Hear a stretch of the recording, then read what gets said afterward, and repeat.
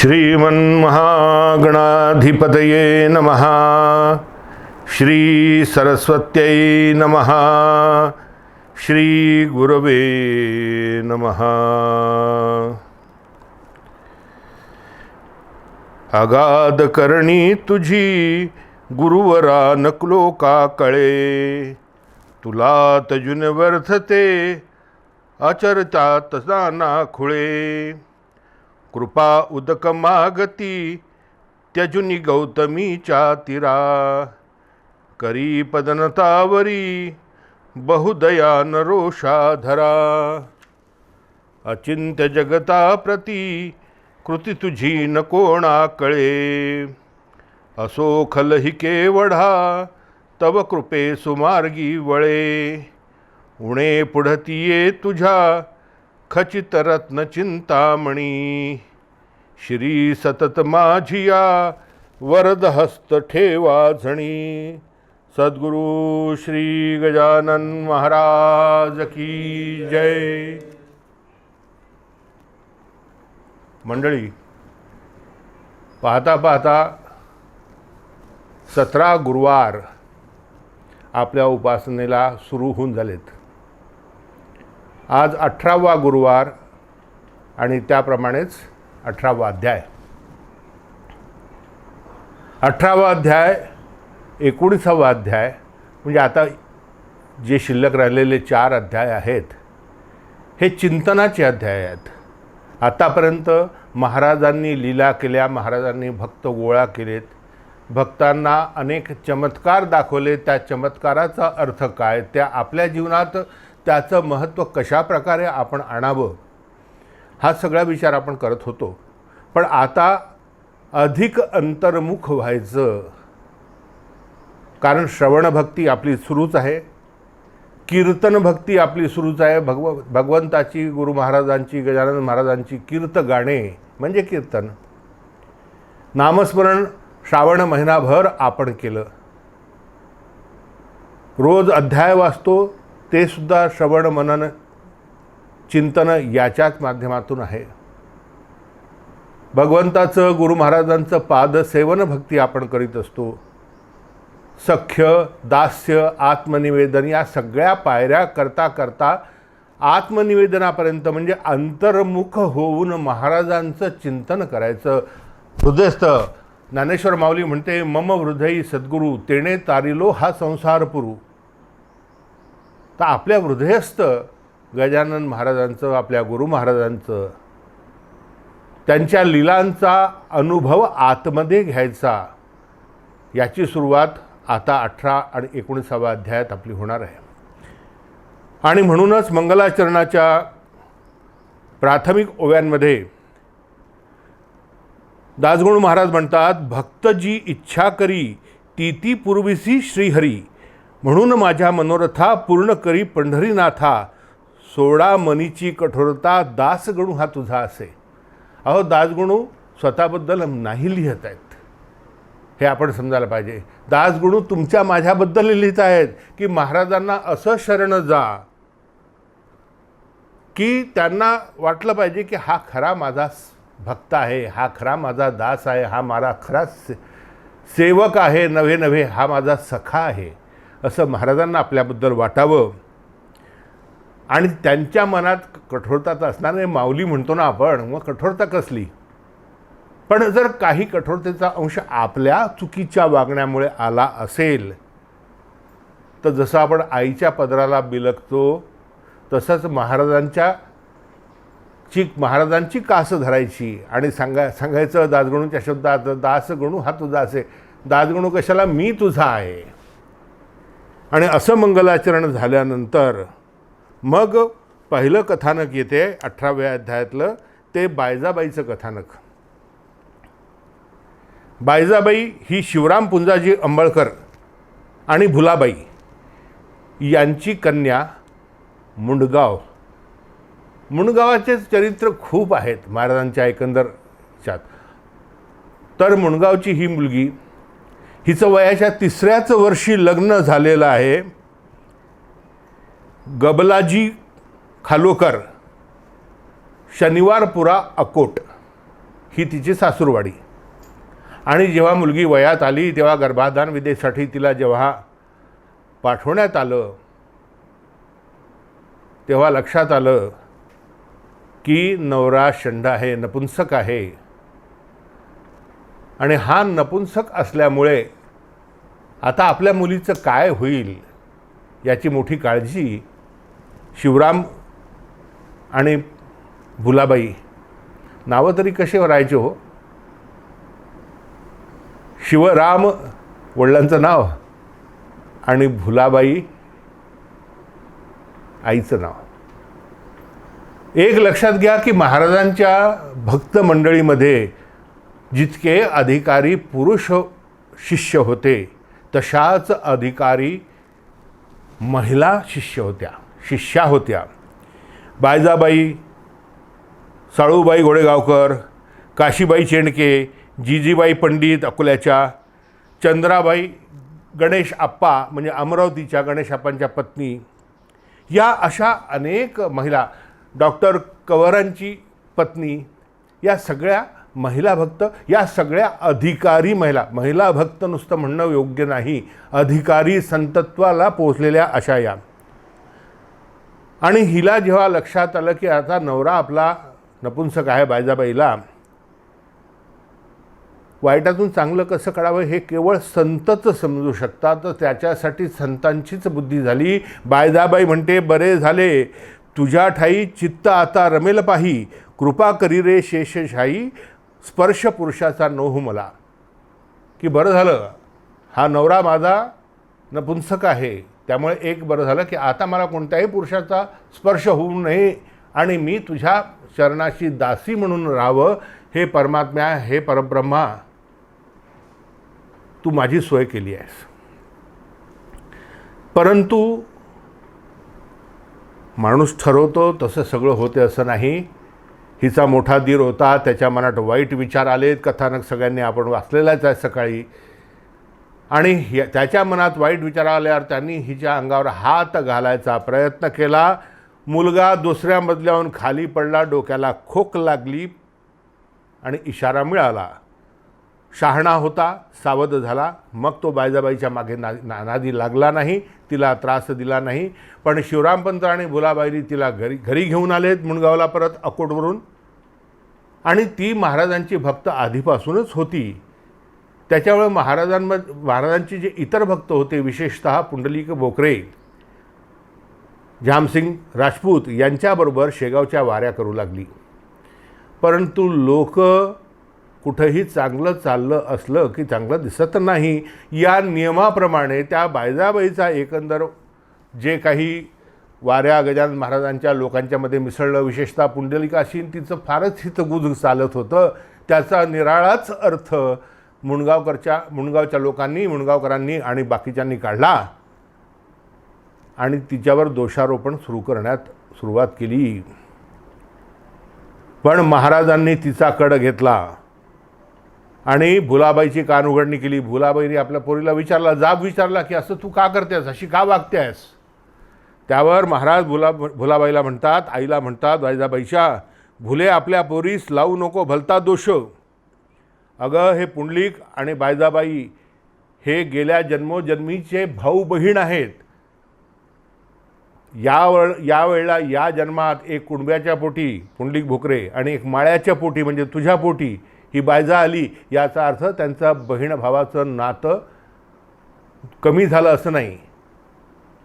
हिला नवरा नाही. जगात जितके काही पुरुष आहेत ते सगळे हिचे तात आहेत. त्यामुळे हिच्या पुन्हा लग्नाचा विचार करू नका. तिला असंच भक्तिमार्गाने प्रवास करण्यास मोकळं सोडा, असं महाराजांनी जेव्हा स्वतः सांगितलं तेव्हा मग सगळ्यांच्या बोलत्या बंद झाल्यात. महाराजांनी सांगितलं, जशी नामदेवाची जनाबाई तशी ही माझी जनाबाई आहे बायजाबाई, तिला कोणीही छळू नये. आणि मग भक्तीचा मळा पुंडलिक भोकरे आणि बायजाबाई यांनी मिळून फुलवला. आणि हा मळा फुलवताना साप्ताहिक उपासना पद्धती त्या काळात म्हणजे 19व्या शतकाच्या शेवटी 20व्या शतकाच्या अगदी सुरुवातीला बायजाबाईचा जन्म 1885 इसवी सन 1885मधला, आणि त्यांनी साप्ताहिक बायजाबाईचं घर म्हणजे जणू काही मंदिर महाराजांचं झालं आणि त्यांनी तिथे उपासना सुरू केली. आणि असं करता करता पूर्ण आयुष्य जगून 8 फेब्रुवारी 1940ला मुणगावच्या जवळ पानेठ म्हणून पूर्णा नदीच्या काठावर एक क्षेत्र आहे, त्या पानेठ क्षेत्री यांनी आपला देह ठेवला बायजाबाईंनी. तिथेच तिची समाधी बांधण्यात आली. तिचं जे राहतेघर मुणगावचं आहे ते गजानन महाराज मंदिर म्हणून प्रसिद्ध झालेलं आजही आहे. पानेठला समाधी आहे. आणि पुढे 1968 साली ज्यावेळेला पुंडलिक भोकऱ्यांचा देहांत मुंबईला झाला तेव्हा त्यांनी सांगितलं की माझ्या अस्थिकलश बायजाबाईच्या शेजारी पानेठला, तिथे तिच्या शेजारी माझी समाधी बांधा, कारण आम्ही बहीण भाऊ आहे, आमची जन्मजन्मांतरीची ही बहीण भावाचं नातं आताही कायम राहावं म्हणून 1968 साली पुंडलिक भोकऱ्याचं सुद्धा समाधी ही पानेठला बायजाबाईच्या समाधीच्या बाजूला बांधण्यात आली. आपल्याला शिकण्यासारखं काय आहे तर परिस्थिती कशीही येवो, महाराजांची एकदा जर कास धरली आहे तर ती कास कशी पक्की धरावी आणि आत्मोत्कर्ष कसा, ज्या उद्देशाने जन्माला आलेलो आहो की या नरदेहाचं परमकल्याण साधणे, आणि हे परमकल्याण साधण्याच्या दृष्टीने जे आलेलो आहोत ते साधणं. मग संकट किती होत, कोणी वानोत निंदोत सुनीतमंत, चळो असो वा कमलागृहात, हो मृत्यू आजची घडो युगांती, सन्मार्ग टाकूनी भले न जाती. त्यामुळे सन्मार्ग न टाकता आपला जो सन्मार्ग आहे, भक्तिमार्ग जो बायजाबाईंनी धरला होता, तो जिनी ज्या श्रद्धेने निभावला, लोकांच्या निंदेचा, लोकांच्या स्तुतीचा त्याच्यावर काहीही परिणाम न होऊ देता, हे आपल्याला शिकण्यासारखं आहे. आपल्याला काय आहे की आपण थोडंसं अध्यात्म क्षेत्रात काही वाचलं, श्रवण केलं, भक्ती केली, भक्तीचा प्रयत्न केला, लोक दोन्ही तऱ्हेनं बोलणार आहेत आपल्याला, वा वा वा वा महान भक्त आहेत महाराजांचे, माऊली माऊली माऊली असं म्हणत आपल्याला हात जोडणार आहेत. त्याचा परिणाम होता कामा नये. काही कामं धामं नाही या म्हणून गजानन महाराजांची पोथी वाचत बसतो, असेही म्हणणारे, निंदा करणारे लोक आहेत. लोकांनी लोकांचं काम करावं, आपण आपलं काम करावं, आपला भाव सद्गुरूचरणी अर्पण करावा, हे आवश्यक आहे. दुसरं कथानक आहे भाऊ कवराची व्याधी निवारण. भाऊ कवराला एक फोड झाला होता पोटाला आणि तो काही केल्या बरा होत नव्हता. भाऊ कवर म्हणजे स्वतः डॉक्टर त्र्यंबक राजाराम कवर, खामगावला medical officer, assistant medical officer या हुद्द्यावर काम करणारे अशी व्यक्ती. घरचा डॉक्टर, घरी स्वतः डॉक्टर. बुलढाणाला, अकोल्याला, अमरावतीला, नागपूरला, मुंबईला सगळ्या ठिकाणी ट्रीटमेंट घेऊन झाली, पण तो फोड बरा होईना. त्याला चिरा देऊन पाहिला, सर्जरी करून पाहिली, तरी फोड बरा होईना. आणि भाऊ रात्र रात्र आपल्या पलंगावर तळमळत राहिला. आणि असंच एके रात्री भाऊ तळमळत होता. फोडाला पोटातल्या ठणका लागलेल्या होत्या, सूज आली होती, असा टंब सुजलेला होता पोटाचा तो भाग. आणि त्यावेळेला घुंगुरमाळा लावलेली एक बैलगाडी आली. बैलगाडीतून एक ब्राह्मण उतरला. दरवाजा खटखटाला. भाऊ कवरांचे मोठे बंधू यांनी दार उघडलं. पाहिलं तर एक ब्राह्मण उभा होता, हातात एक पुडी आणि एक कुपी. म्हणे आपण कोण? ते म्हणाले माझे गजा नामाभिधान, तीर्थ अंगारा घेऊन शेगावरून आलो मी. आणि ते दिलं महाराजांनी. हा तीर्थ प्यायला दिला आहे भाऊला आणि हा अंगारा पोटाला लावा. आणि चमत्कार असा झाला की तो अंगारा लावता क्षणी तासाभरात तो फोड फुटला आणि त्याच्यातून भळ भळ भळ भळ भळ भळ जी घाण होती, रक्त, पू वगैरे, ते सगळं बाहेर पडलं. आणि उत्तर रात्री भाऊला आरामाने झोप लागली. दुसऱ्या दिवशी फक्त व्रण शिल्लक राहिला, जखम पूर्णपणे भरलेली होती. हे सगळं भाऊनी ताबडतोब हा अंगारा आणून देणारा माणूस हा नक्की शेगावचा ओळखीचा असेल म्हणून गावात शिपाई पाठवला की कोण आलेलो तर रात्री मध्यरात्री गाडी घेऊन तर गाडीचा शोध घे, पण कोणीच सापडलं नाही. आणि भाऊ जेव्हा शेगावला दर्शनाला गेला बरा झाल्यावर, डॉक्टर भाऊ कवर, त्यावेळा महाराज म्हणाले, का रे, माझ्या गाडीच्या बैलाला चारा देखील तू दिला नाहीस. मग भाऊच्या डोळ्यात पाणी नाही येणार का हो? एवढी माऊली आपल्या लेकरासाठी स्वतः कष्ट करून अंगारान तीर्थ घेऊन रात्री बेरात्री तळमळणाऱ्या भक्ताला व्याधी दूर करण्यासाठी जेव्हा येते, अशाच प्रकारे भक्ती दृढ होते. असा प्रत्यय आला, अशी प्रचिती आली, असा अनुभव आला की मग ती भक्ती दृढ आणि दृढतर होत जाते. भाऊ गौरांनी लोटांगण घातलं, म्हणे, माऊली तुमच्याशिवाय कोण आहे एवढी काळजी करणारी? सख्खी जन्मदात्री आईसुद्धा जी काळजी घेणार नाही ती सद्गुरू माऊली तुम्ही घेता. आणि मग पाहता पाहता आषाढी एकादशी बुधवार 16/7/1902 हे वर्ष उजाडलं. आणि या वर्षाचं वैशिष्ट्य असं की भक्ताच्या मनोरथ पूर्तीसाठी त्याला साक्षात विठ्ठलाचं दर्शन माऊलींनी केलं आहे. हा कथाभाग आपण आज वाचला आहे. बापूना काळे नावाचे एक सद्गुरस्त होते. वेद उपनिषद यांचा गाढाभ्यास, अत्यंत तल्लख बुद्धी आणि हिशोबात पक्के म्हणून नारायण कर्ताजी पाटील म्हणजे कृष्णाजी हरी यांचे भाऊ 6 बंधू होते, आपण मागे पाहिलं. त्यातले नारायण कर्ताजी पाटलांचे दिवाण म्हणून हे काम करायचेत. वेदांत हा पांडित्याचा प्रकार नाही, वेदांताचा अभ्यास असणे हा पांडित्याचा प्रकार नाही, तो अनुभूतीचा विषय असायला हवा. तोंड पाटीलकी करून, पांडित्य करून वेदांतावर बोलणे सोपं आहे, कठीण नाही आहे. पण अनुभूतीशिवाय बोलणे म्हणजे पोकळ. तोंड वर करून सुणे भुंकून गेले. समर्थ रामदास स्वामी म्हणतात की जो विनाकारण तोंड पाटीलकी करतो त्याचं बोलणं म्हणजे तोंड वरती करून कुत्र जसं भुंकून जाते तशा प्रकारचं आहे. धर्म हा विद्वत्तेचा विषय नाही, ते आचरणाने सिद्ध करावं लागले. मी खूप विद्वान आहे, मी खूप धर्मग्रंथ, खूप धर्मसाहित्य वाचलं आहे, त्याचा अभ्यास केला आहे, मुखोद्गत केला आहे, याचा अर्थ मी धर्म मार्तंड आहे असा होत नाही. जोपर्यंत तुमच्या आचरणातून ते दिसत नाही तोपर्यंत त्या धर्माच्या पांडित्याचा काहीही उपयोग नाही, विद्वत्तेचा काही उपयोग नाही.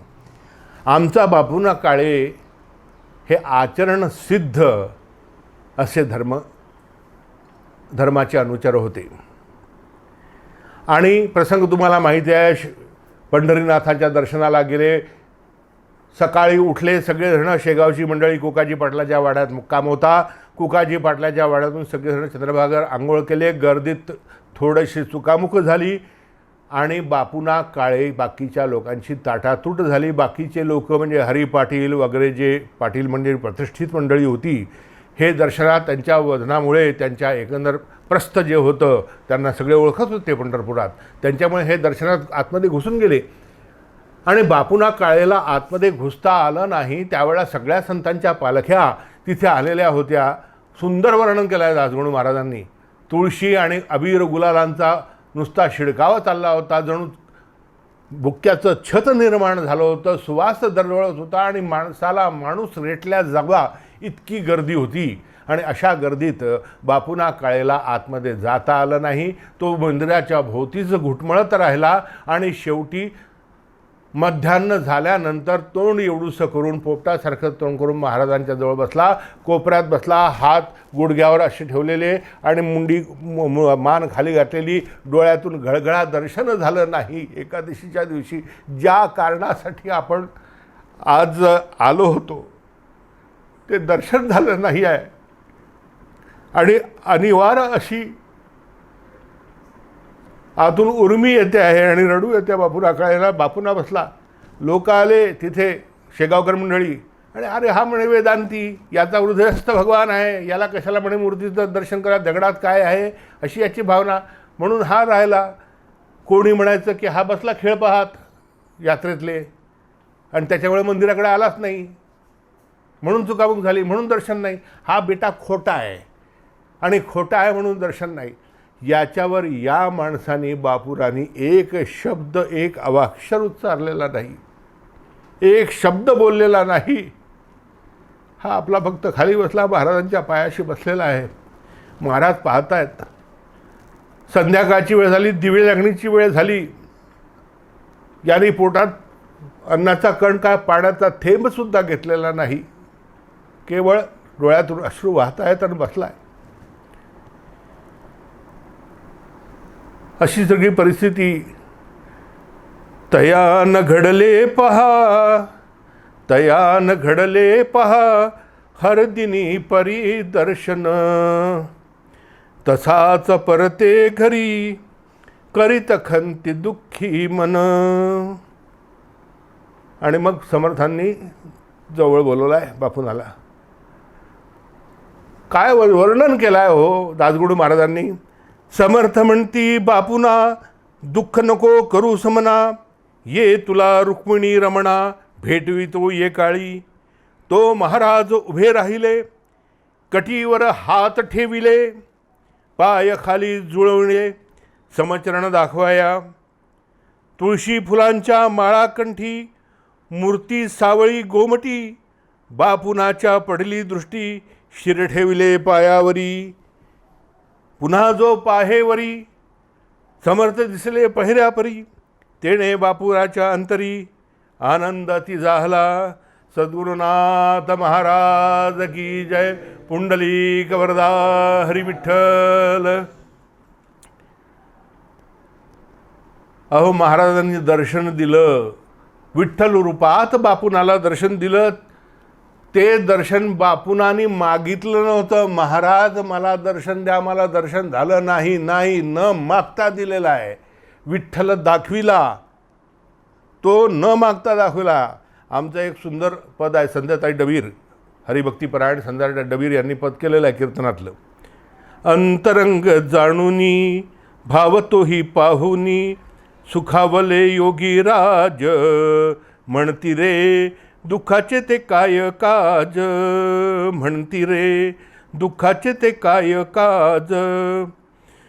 पहा विठ्ठला बैसुनी येथे, राऊळी जैसा आहे, कटीवर कर ठेवून दोन्ही पाय जुळवूनी राहे. बापुना जो पाहतो, समर्थना देवतो, साक्षात पांडुरंग, अनन्या पाठीशी हो श्रीरंग, अनन्या पाठीशी हो श्रीरंग. अहो हे दर्शन झालं, आणि महाराजांना बाकीचेही भक्त म्हणू लागले, महाराज आम्हालाही दर्शन घडवा. बापुनाला जसं दर्शन घडवलं तसंच इतर म्हणाले, महाराज असं तसेच दर्शन आम्हास होऊ द्या, आम्हा आहे असं पुनरपी श्रीच्या दर्शनांची. महाराज म्हणाले, आधी बापुनासारखे मन करा, मग दर्शन घडवतो. ही दर्शन वस्तू खरी, काय मिळे बाजारात, म्हणून ती तुम्हा करणे आणून देऊ. काय वर्णन आहे हो. वस्तू काय, ही दर्शन वस्तू ही बाजारात मिळते की गेलो वाण्याच्या दुकानात, किराण्याच्या दुकानात, आणि त्या दुकानातून एक पावभर दर्शन द्या असं म्हणून आणून देऊ. महाराजांचं बोलणंही असंच रोखठोक असायचं. अहो इथे संतत्व आणि संतांचे भक्त हीच जोडी पाहिजे. आणि संतांचा भक्त कसा असावा तर आस, विश्वास आणि ध्यास या त्रिगुणांनी युक्त. आस म्हणजे आशा असावी त्याच्या मनात. कशाची? गुरुचरण सेवेची, गुरुपुढे अनन्य होण्याची. तोच त्याचा ध्यास असावा आणि अलौकिक असा ध्यास असावा. एकनाथ महाराज एका पदात म्हणतात, आस धरा विश्वास तयाचा, देणार नाही दगा, शरण रिघा अनन्य हरीला शरण रिघा. बापुना कळे असाच महाराजांच्या चरणाची आस धरलेली होती आणि त्यामुळेच त्याच्या मनात ध्यास निर्माण झाला आणि या ध्यासामुळेच महाराजांनी त्याला दर्शन घडवलं. त्याने मागितलं नव्हतं दर्शन, त्याला महाराजांनी दर्शन घडवलेलं आहे. अहो, कारण एकच आहे, संत आणि भगवंत एकरूप साक्षात, गुळाच्या त्या गोडीप्रत कैसे करावे निराळे. संत आणि ईश्वर वेगळे नाहीच, एकच आहेत. गुळ आणि गुळाचा गोडवा जसा वेगळा नाही, दासगणू महाराजांचे शब्द आहेत. तसंच आणि अशा या बापूना काळेंचा चैत्र शुद्ध अष्टमी शनिवार दिनांक 21/3/64 रोजी, आत्ता 64 साली 91व्या वर्षी बापूंचा मृत्यू झाला. शेगावलाच त्यांचं घर, त्यांच्या पाठीमागे या काशीचा, या दर्शनाचा प्रसाद म्हणून त्यांना एक अत्यंत भक्त, देवभक्त, गुरुभक्त असा नामदेव नावाचा पुत्र झाला. नामदेव महाराज एक फार मोठे कीर्तनकार आणि प्रवचनकार म्हणून प्रसिद्ध होते. आणि असं म्हणतात, समर्थ चरित्रकोश नावाचा, गजानन महाराज चरित्रकोश नावाचा ग्रंथ दास भार्गवांनी लिहिलेला आहे. त्याच्यात ते असं सांगतात की ज्या वेळेला महाराजांनी समाधी घेतली आणि ही समाधी घेऊन महाराज जात होते, तर हा लहान मुलगा नामदेव नावाचा 15-16 वर्षाचा, हा अपलक नेत्रांनी महाराजांच्या त्या समाधी सोहळ्याकडे, महाराजांच्या मूर्तीकडे पाहत होता. समाधीत बसलेले महाराजांनी डोळे उघडले, त्या मुलाकडे पाहिलं, स्मित केलं आणि आपल्या गळ्यातला हार त्याच्याकडे टाकला. तो तरी झेलला. समाधीस्थ महाराजांची समाधीचा अंतयात्रा ज्यावेळेला चालली होती, महायात्रा ज्यावेळेला चालली होती, त्यावेळेचा प्रसंग दास भार्गवांनी गजानन चरित्रकोशमध्ये लिहून ठेवलेला आहे. अवश्य वाचा. त्याच दरम्यानचा कवठे बहादूरचा वारकरी या नावाची आपण या अध्यायाच्या शेवटी कवठे आणि बहादुरा या नावाचे 2 गावं हे मन नदीच्या काठी बाळापूर तालुक्यात शेगावपासून 15-16 किलोमीटरच्या अंतरावर आहेत. आणि तिथे पंढरी सखाराम माळी हा महाराजांबरोबर जितकेदा महाराज पंढरीच्या यात्रेला गेलेले आहेत, कार्तिकी आषाढी या दोन्ही वारकरी संप्रदायाचे जे महान पर्व असतात, या पर्वाला महाराजांची, जेव्हा महाराज होते त्यावेळा महाराज स्वतः भक्त मंडळींना बरोबर घेऊन तिथे जायचेत. आणि हा जो पंढरी सखाराम माळी आहे, हा सुद्धा महाराजांच्या या भक्तमंडळींसमवेत पंढरीच्या वारीला जायचा. आणि 1902च्या जुलै महिन्यात ज्या वेळेला एकादशी पार पडली, दुसऱ्या दिवशीपासून महामारी, पटकी अथवा हैजा, आम्ही लहानपणी आम्हाला पाठ करायला होतं. कॉलरा म्हणजे काय? कॉलरा म्हणजे महामारी, पटकी अथवा हैजा, महामारी, पटकी अथवा हैजा, कॉलराचे नाव आहेत.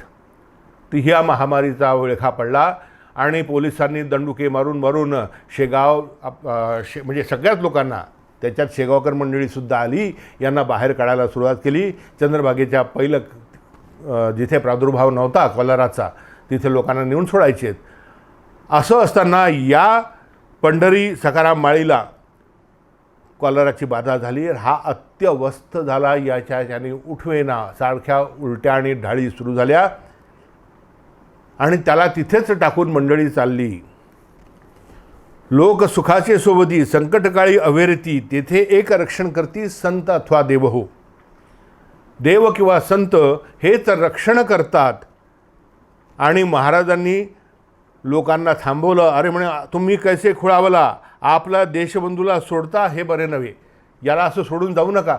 अहो म्हणे, महाराज तो गेला, मेलाय आता, जवळपास काही क्षणाचा सोबती आहे, त्याला जर बरोबर घेतलं तर आपल्या मागे ब्याद लागेल, पोलिसांचं चक्र आहे, ते आपल्याला ब्याद लागेल, आपण त्याला राहू देऊ, आपण जाऊ.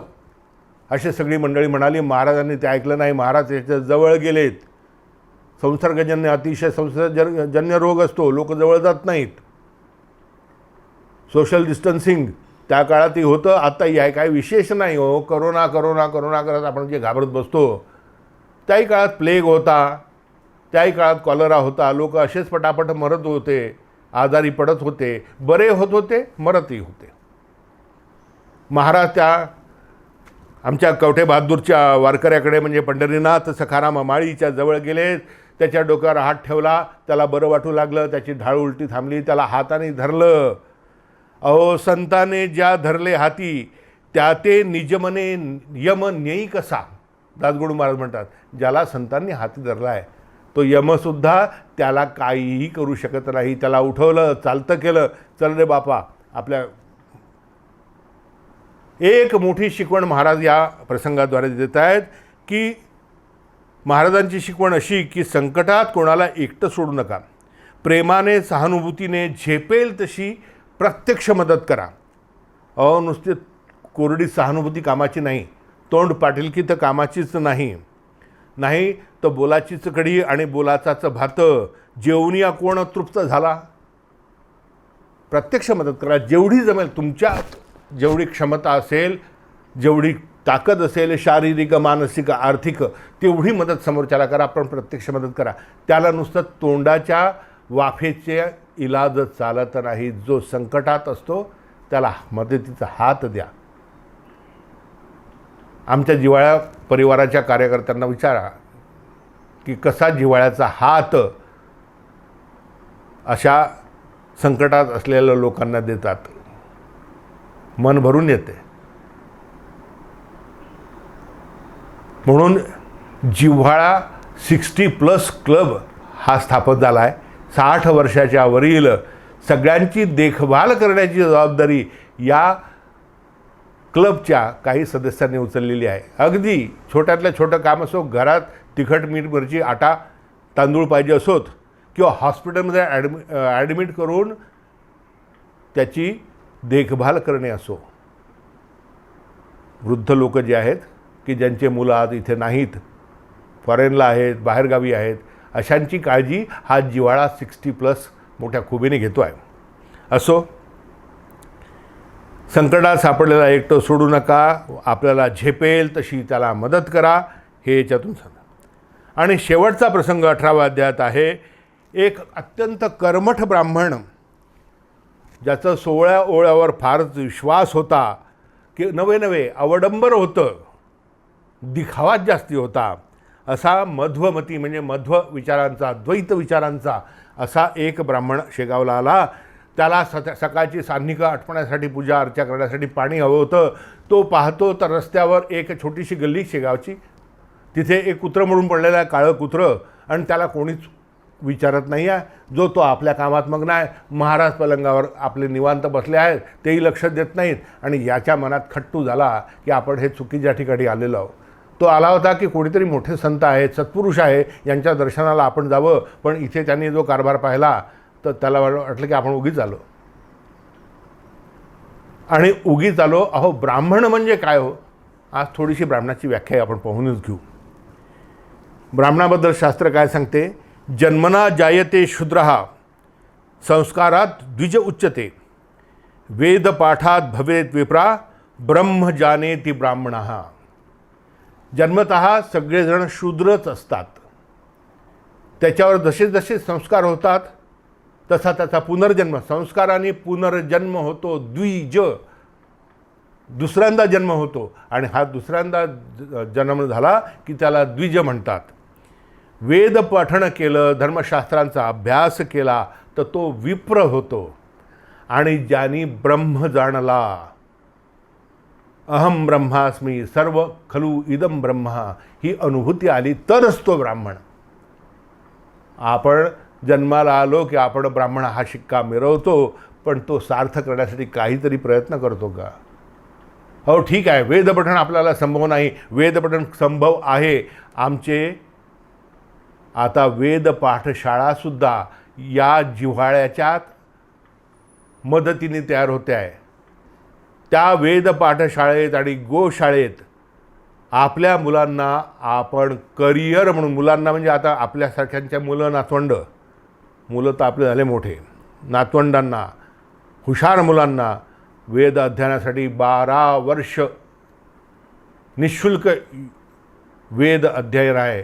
गुरुकुलात राहून तिथेच जेवून आश्रमसेवा करीत 12 वर्ष जर तपश्चर्या केली तर वेदाचा थोडासा अंश आपल्याला कळतो असं आमचे गुरुजी म्हणतात. तर त्याच्याकडे आपल्याला यायचंच आहे.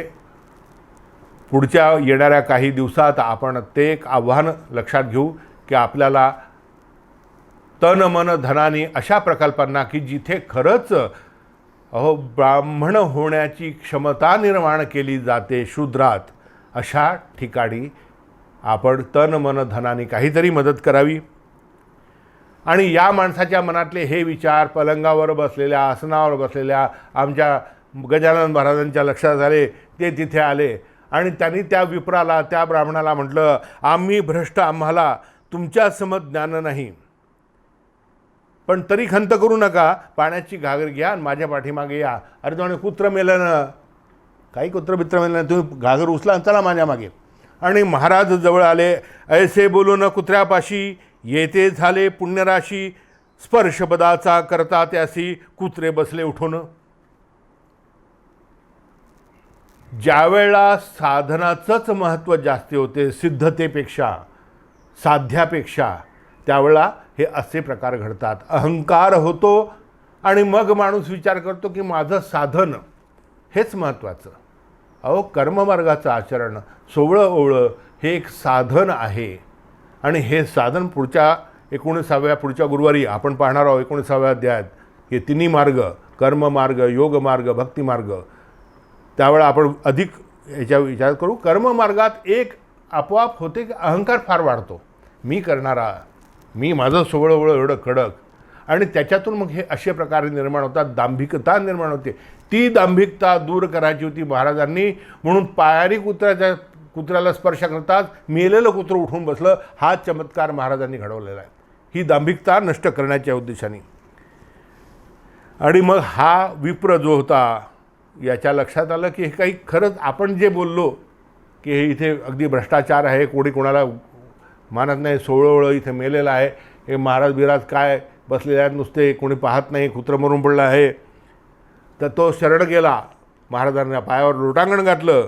तूच सोवळा साचार, एक आहे भूमीवर, करण्यात जगाचा उद्धार, तुम्हा धाडिले ईश्वराने, असे म्हणून महाराजांना शरण गेला. अहो, दुसरं साधनच नाही आहे. संतांना, सद्गुरूला शरण जाणे, त्यांच्या पायावर डोकं ठेवून आपलं सर्वस्व समर्पण करणे, आणि कारण साक्षात परब्रह्म म्हणजेच महाराज आहेत, हे लक्षात घेण्यासाठी हा लीला प्रसंग. आणि इथेच 18वा अध्याय संपतो. 19वा अध्याय पुढच्या गुरुवारी महत्त्वाचा आहे, त्याच्याकडे आपण वळू. शुभम भवतु. सद्गुरु श्री गजानन महाराज की जय.